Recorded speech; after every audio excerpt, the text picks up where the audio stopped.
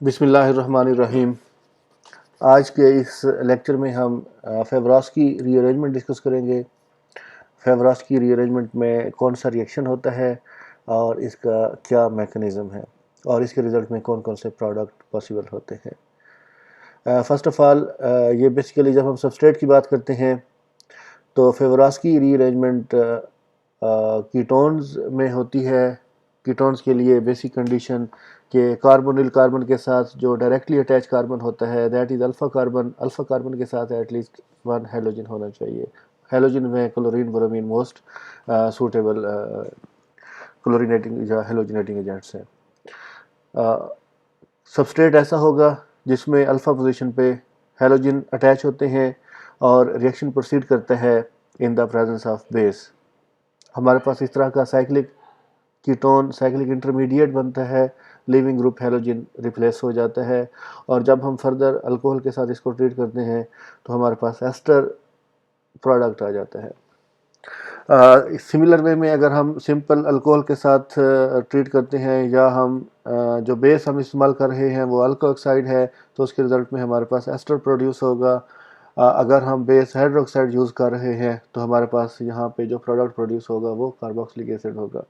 تو simple way میں فیوراس کی ری ارینجمنٹ کو اس طریقے سے ہم ڈیفائن کر سکتے ہیں کہ alpha hello ketones when treated with base they give cyclic intermediate which on further reaction gives carboxylic acid or derivatives of carboxylic acid depending upon nature of the base۔ اگر ہم ہائیڈروکسائڈ یوز کر رہے ہیں تو کاربوکسلک acid produce ہو جائے گا، اور اگر ہم الکوکسائڈ یوز کر رہے ہیں تو ہمارے پاس یہاں پہ ایسٹر پروڈکٹ کے طور پر آ جاتا ہے۔ تو اس طرح کے ریئیکشنز کو ہم فیوراس کی ری ارینجمنٹ کا نام دیتے ہیں۔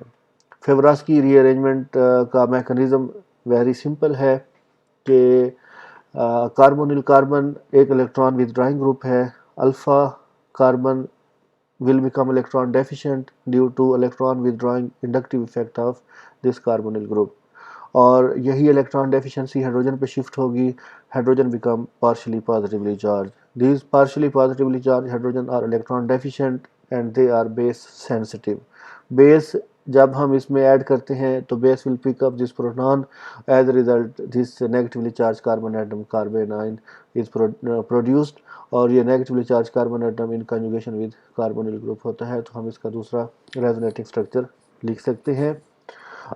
Negatively charge carbon atom next carbon پہ اٹیک کرے گا، اس کے ساتھ already leaving group halogen attach ہوتا ہے، تو اس کے رزلٹ میں cyclic product cyclic ketone as a product آ جاتا ہے اور لیونگ گروپ لیو کر جاتا ہے۔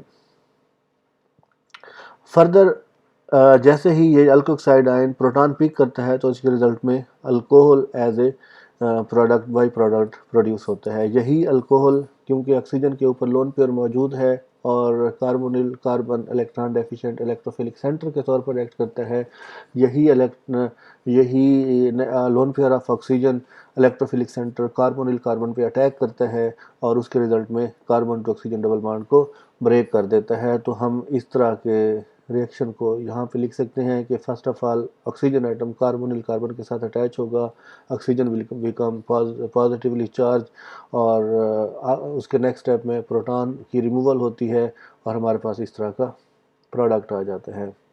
اب اس کیس میں آکسیجن کے اوپر نیگیٹو چارج ہے، جب یہ نیگیٹو چارج ریورٹ بیک ہوگا تو کاربن ٹو کاربن بانڈ کو بریک کر دے گا۔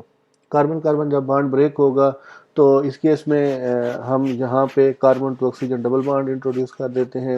یہ تھوڑا سا یہاں پہ مسٹیک ہو گئی ہے کہ یہاں پہ آکسیجن کا جو نیگیٹو چارج ہے وہ carbon to oxygen double bond بنا دے گا، اور جو negatively charge carbon atom produce ہوگا اس کو ہم یہاں پہ ایسے لکھ سکتے ہیں کہ یہ ایک ہمارے پاس just carbon to carbon bond break ہوا اور اس کاربن کے ساتھ وہ آلریڈی بانڈ اٹیچ ہے، تو ہمارے پاس یہاں پہ جو نیگیٹیولی چارج کاربن پروڈیوس ہوا تھا that is basically beta carbon with respect to carbonyl group, اور یہ with the next step proton pick کرتی ہے تو ہمارے پاس اس طرح کے ایسٹر فنکشنالٹی میں چینج ہو جاتی ہے۔ تو بیسیکلی ہم نے سٹارٹ کیا تھا الفا ہیلو कीटोन्स के साथ बेस के साथ जब हम ट्रीट करते हैं तो साइक्लिक कीटोन बनता है और साथ ही इसके साथ अल्कोहल प्रोडक्ट बनता है। अल्कोहल कार्बोनिल कार्बन पे अटैक करता है और carbon oxygen double bond break करता है।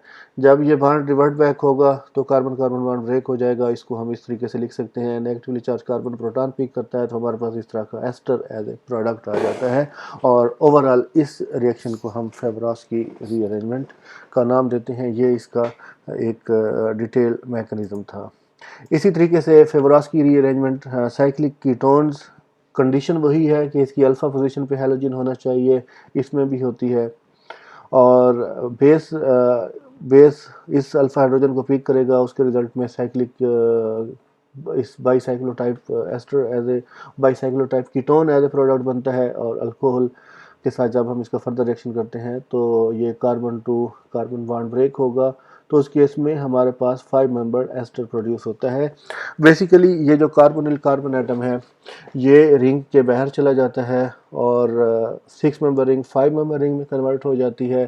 तो इस केस में हम सिंपल वे में ये कहते हैं कि फेवरॉस्की रीअरेंजमेंट में रिंग कंट्रैक्शन होती है। रिंग कंट्रैक्शन के रिजल्ट में 6 मेंबर कीटोन 5 मेंबर एस्टर या 5 मेंबर कार्बोक्सिलिक एसिड में कन्वर्ट हो जाता है। सिमिलरली मैकेनिज्म इसका बिल्कुल वही होगा जो हमने ऑलरेडी डिस्कस किया, जस्ट सब्स्टिट्यूएंट का इसमें डिफरेंस आ जाता है। सिमिलरली जब हम इस साइक्लिक कीटोन्स को हाइड्रोक्सिल OH नेगेटिव बेस के साथ ट्रीट करते हैं तो हमारे पास इस तरह का कीटोन बनेगा। जब हम इसको फर्दर, क्योंकि वाटर इसमें प्रोड्यूस हो जाएगा after picking a proton from this alpha position, OH will convert into water. और वाटर जब हम इसके साथ अटैक करवाते हैं तो हमारे पास इस तरह का 5 member cyclic carboxylic acid produce हो जाता है।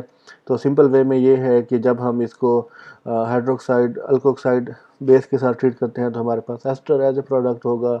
और अगर हम बेस हाइड्रोक्साइड यूज़ कर रहे हैं तो आफ्टर रिएक्शन हमारे पास कार्बोक्सिलिक एसिड होगा। अगर हम साइक्लिक कीटोन्स यूज़ कर रहे हैं, साइक्लिक कीटोन्स हैविंग अल्फ़ा